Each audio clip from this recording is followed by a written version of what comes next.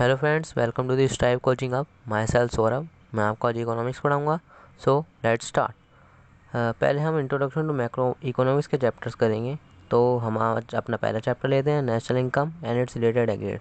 तो आज हम इसके टॉपिक स्टार्ट करते हैं। पहला टॉपिक है डोमेस्टिक टेरिटरी। आपको यहाँ पर दिख रहा होगा इकोनॉमिक टेरिटरी। इकोनॉमिक टेरिटरी का मतलब है ऐसी टेरिटरी जो कि भारत की अर्थव्यवस्था के अंदर होती हो, मतलब भारत की इकोनॉमी के अंदर होने वाली एक्टिविटीज़। तो चलिए हम ऊपर डेफिनेशन में देखते हैं। It is an important concept of a national income analysis. Domestic territory means the political frontiers और बॉर्डर्स ऑफ अ कंट्री। तो इसका मतलब है डोमेस्टिक टेरिटरी का मतलब भारत की इकोनॉमी और पॉलिटिकल बाउंड्रीज, ना कि geographical boundaries. According to the United Nations, domestic territory is the geographical territory administered by the government within which person, goods and capital circulate freely। इसका मतलब है गवर्नमेंट द्वारा एडमिनिस्ट्रेटेड की जाने वाली वो जिसके अंदर पर्सन्स, गुड्स और कैपिटल फ्रीली सर्कुलेट हो सकते हैं। Okay, and next let come to the next topic. Domestic territory पढ़ने के बाद हम आज अब पढ़ते हैं उसमें क्या चीज़ इंक्लूड होगी डोमेस्टिक टेरिटरी में और क्या कौन सी चीज़ इंक्लूड नहीं होगी। सबसे पहले पढ़ते हैं क्या चीज़ इंक्लूड होती है। Ships and aircraft owned and operated by the normal residents between 2 और मोर कंट्रीज। इसका मतलब जो हमारे जहाज़ है और हवाई जहाज़ है वो ओन्ड या ऑपरेट हमारे नॉर्मल रेजिडेंट के द्वारा 2 से अधिक कंट्रीज़ के बीच में। इसके अलावा जो हमारी फिशिंग वेसल्स हैं, oil and natural gas rigs हैं, जो कि floating platform of a country in the international waters where they have exclusive right of operation, जो कि इंटरनेशनल वाटर्स में फ्लोटिंग हो रहा हो वो भी हमारे डोमेस्टिक टेरिटरी के अंदर आएगा। और इसके अलावा मोस्ट इम्पोर्टेंट चीज़ है जो हमारी एम्बेसीज़ हैं, जो हमारे कंसल्ट्स होते हैं और जो हमारी military establishment of a country are located abroad, मतलब जो कि हमारी एम्बेसीज़ हैं दूसरे एब्रॉड देशों में, और हमारी जो मिलिट्री एस्टेब्लिशमेंट होती है दूसरे देशों में, वो भी हमारी डोमेस्टिक टेरिटरी का पार्ट है। अब आगे बढ़ते हैं जो चीज़ इंक्लूड नहीं होती है। Embassies, consuls and military establishment of a foreign country, मतलब जो एम्बेसीज हैं और कंसल्ट और मिलिट्री एस्टेब्लिशमेंट होती है फॉरेन कंट्रीज़ की। जैसे कि हमारे देश की एम्बेसी अगर दूसरे देश में हो तो हमारे देश का पार्ट होगी, और अगर दूसरे देश की एम्बेसी हमारे देश में हो तो वो उस वाली कंट्री का पार्ट होगी। जैसे कि हमारी एम्बेसी अमेरिका में है तो जो उसका जोग्राफिकल एरिया है वो हमारा पार्ट हो, हमारी डोमेस्टिक टेरिटरी का पार्ट होगा। और अगर अमेरिका की एम्बेसी हमारे देश में है तो वो अमेरिका का पार्ट होगा। इसके अलावा जो इंटरनेशनल ऑर्गेनाइजेशन है like UNO and WHO etcetera located with in geographical boundaries of a country, अगर जो इंटरनेशनल ऑर्गेनाइजेशन है जो कि हमारी बाउंड्री के अंदर, अगर जोग्राफिकल बाउंड्रीज के अंदर होगी, पर वो हमारे डोमेस्टिक टेरिटरी का पार्ट नहीं कहलाएगी। हमारा नेक्स्ट टॉपिक है नॉर्मल रेजिडेंट। जैसा कि इसके नाम से ही पता चल रहा है, नॉर्मल मतलब सामान्य और रेजिडेंट मतलब रहने वाला। तो देखा जाए तो इसका मतलब ये है कि सामान्य तौर पर रहने वाला व्यक्ति नॉर्मल रेजिडेंट कहलाता है। तो a normal resident of a country refers to an individual or an institution who ordinarily reside in a country for more than 1 year or whose center of economic interest in that country।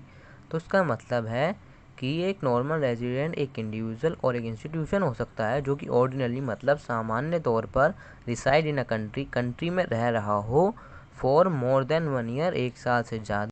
इस चीज़ को समझना most important है कि उसका centre of economic interest उस देश में हो। मतलब अगर हम अपनी भाषा में कहें तो वो उठने से लेकर सोने, खाने से लेकर बचाने, नहाने से लेकर धोने और कमाने का काम उस देश में कर रहा हो, वो हमारा नॉर्मल रेजिडेंट होगा।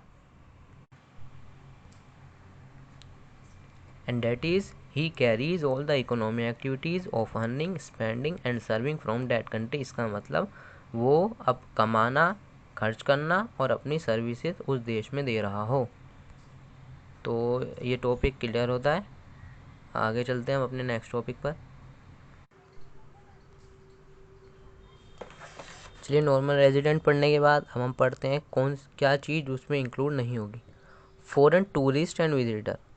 फॉरेन के जो टूरिस्ट और विजिटर हैं वो हमारे नॉर्मल रेजिडेंट में इंक्लूड नहीं होगी क्योंकि वो उस कंट्री के रेजिडेंट है। मान लो वो घूमने आए तो कितने महीने घूमेंगे, इसमें तो जो कंडीशन है वो 1 साल की है ना। मान लो 2 महीने घूमे, खाया पिया, उन्होंने यहाँ पे कोई अर्निंग तो नहीं करी ना, तो हमारे देश के नॉर्मल रेजिडेंट नहीं होंगे। और हमारा नेक्स्ट पॉइंट है इंटरनेशनल ऑर्गेनाइजेशन, ये आपको पता ही है। Foreign staff of embassy located in a given country, जो हमारी एम्बेसी है वो तो हमारी डोमेस्टिक टेरिटरी का पार्ट नहीं है, पर जो फॉरेन स्टाफ है हम उनकी एम्बेसी में, तो वो भी हमारे देश का पार्ट नहीं हो, क्योंकि वो उस देश के नॉर्मल रेजिडेंट है, उनका वहाँ का सिटीजनशिप बना हुआ है। नेक्स्ट पॉइंट है employees of international organization are considered as resident of a country to which they belong.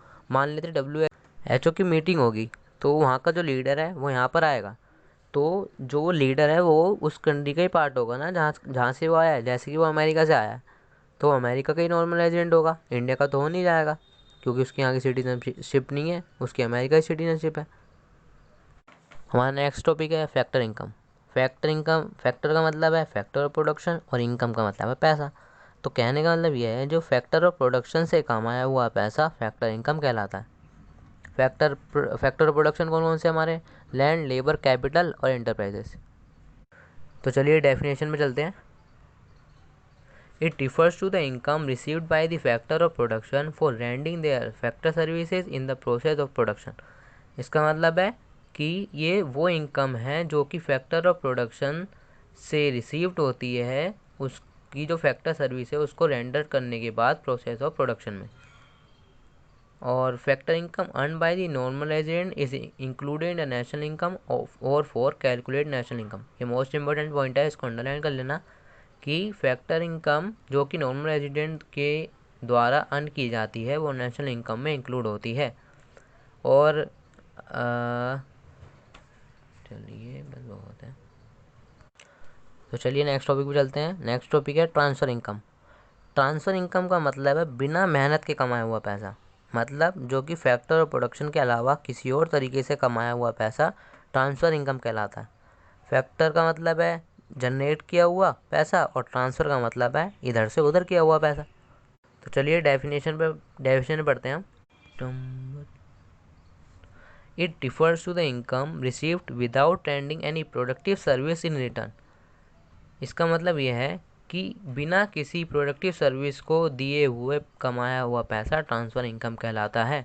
For example जैसे ओल्ड एज पेंशन और स्कॉलरशिप। और जो transfer income is not included in national income. National income में transfer income include नहीं की जाती, इसको underline कर लेना। एक एग्जांपल लेते हैं, जैसे कि लॉटरियाँ खुलती हैं। लॉटरियों में क्या होता है, पैसा जनरेट नहीं होता, इसमें पैसा घुमाया जाता है कि 10 बंदे से लेकर एक बंदे को दे दिया और वो खुश हो गया, 10 बंदे मायूस हो गए। तो इसमें एक ट्रांसफ़र इनकम हो रही है, जिस एक बंदे को पैसा दिया जा रहा है उसके लिए वो पैसा ट्रांसफ़र इनकम है। तो चलिए आगे चलते हैं। Final goods. फाइनल गुड्स वो गुड्स होते हैं जो कि अंतिम बार कंज्यूम होते हैं, ना तो ये फर्दर प्रोडक्शन में जाएंगे और ना ही किसी और चीज़ में जाएंगे। चलिए हम डेफिनेशन पढ़ते हैं। It refers to those goods which are used either for consumption or for investment। ये वो गुड्स होते हैं जो कि या तो कंजप्शन और या फॉर इन्वेस्टमेंट, मतलब या तो कंजप्शन में यूज़ हो या फर्दर इन्वेस्टमेंट में। That is they are those goods which are use for final consumption. ये वो गुड्स होते हैं जो कि फाइनल कंज्यूम किए जाते हैं। और final goods are neither resold nor use for any further transformation in the process of production. Final goods ना तो रिसोल्ड किए जाएंगे और ना ही किसी ट्रांसफॉर्मेशन में यूज़ किए जाएंगे जो कि प्रोसेस ऑफ प्रोडक्शन में आता है। फाइनल गुड्स बहुत तरह के होते हैं यार, सीन हो जाएगा। चलिए आते हैं नेक्स्ट टॉपिक पे, इंटरमीडिएट गुड्स। इंटरमीडिएट गुड्स का मतलब है बीच के गुड्स, मतलब लकड़ी कट गई लेकिन फर्नीचर बनना बाकी है, तो वो इंटरमीडिएट गुड्स कहलाएगा। तो चलिए बाकी हम चीज़ समझते हैं डेफिनेशन से। डेफिनेशन पे आते हैं। It refers to those goods which are used either for resale और for further production in the same year. ये वो गुड्स हैं जो कि रीसेल या फिर फर्दर प्रोडक्शन में यूज़ होंगे इन the same year. In the same year का मतलब है लकड़ी कट गई लेकिन फर्नीचर नहीं बना उस साल, तो जो लकड़ी है वो फाइनल गुड्स में आएगी। अगर फर्नीचर बना दिया उस साल तो जो लकड़ी है वो इंटरमीडिएट गुड्स में आएगी। एक और तरीके से समझते हैं, लकड़ी जल गई तो फाइनल गुड्स, और लकड़ी का फर्नीचर बना दिया तो इंटरमीडिएट गुड्स। चीज़ एक ही है पर डिपेंड करता है कि उसका यूज़ कैसे करेंगे।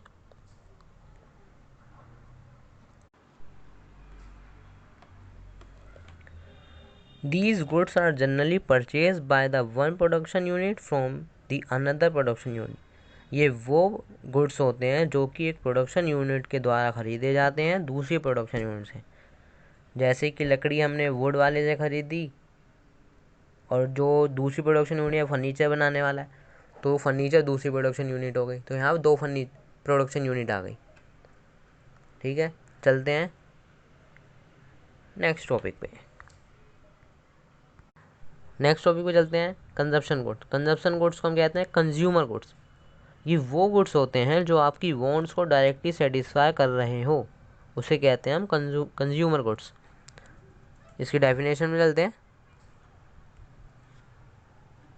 दे are those goods which directly satisfy the wants of a consumer. ये वो गुड्स होते हैं जो कि डायरेक्टली सेटिस्फाई करे कंज्यूमर की वांट्स को। इंटरमीडिएट गुड्स से वो डायरेक्टली सेटिस्फाई थोड़ी ना करते हैं कंज्यूमर की गुड्स को, वो तो अनदर प्रोडक्शन यूनिट में जाएंगे, उसके बाद कंज्यूमर पे आएंगे। तो ये वो गुड्स होते हैं जो कि डायरेक्टली सेटिस्फाई करे कंज्यूमर की वांट्स को। एग्जांपल हैं ब्रेड, शर्ट, फर्नीचर एसेट्रा। बाकी कंज्यूमर गुड्स आपको सब पता ही है। नेक्स्ट टॉपिक पे चलते हैं। हम नेक्स्ट टॉपिक पे आते हैं, types of consumption goods. Consumption goods 4 type के होंगे। पहला ड्यूरेबल गुड्स, जैसे हम कहते हैं ना सस्ता लंबा टिकाऊ, या उसी तरह का। जैसे कि life span many years such as machinery, computer etcetera. Machinery है वो हम बार बार थोड़ी ना खरीदेंगे, हम एक बार खरीदेंगे और उस पर डेप्रिसिएशन लगाएंगे, 12 साल, 13 साल, 15 साल इस टाइप की चलेगी। नेक्स्ट पॉइंट है semi durable goods. Life span around 1 year such as clothes, shoes etcetera. अगर मोर देन 1 ईयर होगा तो ड्यूरेबल गुड्स में चला जाएगा, और लेस देन 1 ईयर है तो वो सेमी ड्यूरेबल गुड्स में आ जाएगा। नेक्स्ट पॉइंट है non durable goods. Non durable goods वो गुड्स होते हैं used up in a single act of consumption, मतलब कि जो कि कंज्यूम किए जाए इन अ सिंगल एक्ट, एक ही बार में, such as vegetable, fruits etcetera. हम वेजिटेबल या फ्रूट्स खरीदेंगे तो महीनों तक थोड़ा ना रखेंगे, वो 1 या 2 दिन में ख़त्म कर देंगे, वरना ख़राब हो जाएगा। नेक्स्ट पॉइंट है services. Services is also include in a consumption goods because it is directly consumed by the consumer. Services भी कंजप्शन गुड में इंक्लूड हो क्योंकि वो भी डायरेक्टली कंज्यूम की जाती है कंज्यूमर के द्वारा। तो ये टॉपिक यहाँ पर ख़त्म होता है।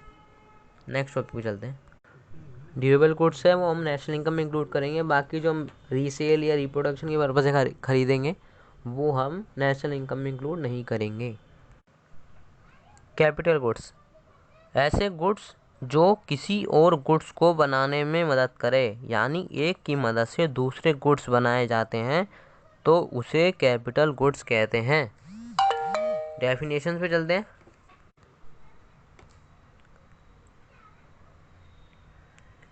दे are those final goods which help in production of other goods and services. ये वो फाइनल गुड्स होते हैं जो कि प्रोडक्शन में हेल्प करे अदर गुड्स एंड सर्विसेज की।